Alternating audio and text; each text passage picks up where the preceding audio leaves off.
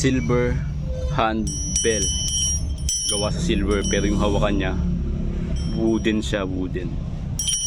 Ito ay tumitimbang na 47 grams at pinili natin ng 35 per gram at ibibenta ko naman sa bagsakan ng mayigit secret. Ito ginagamit sa mga school pag magtatawag ng professor. Ito yung ginagamit dati nung panahon ng Espanya. Vintage na to, very rare na to. Buong buo pa siya. Gusto lang sinugatan ko para malaman natin kung talagang silver kasi wala siyang markings na 925.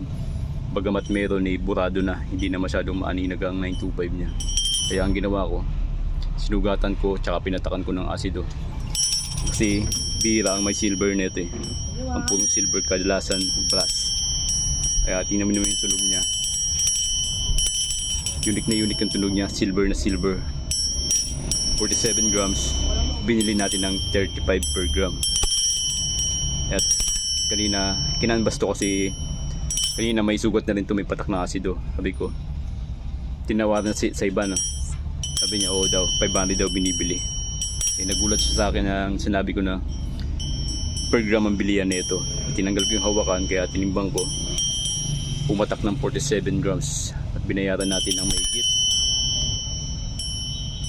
1.8 ang bayad natin nito. Nag-share ko lang tong silver na bell, hand bell. Ginagamit to dati nung Espanya, panahon ng Espanya sa mga school.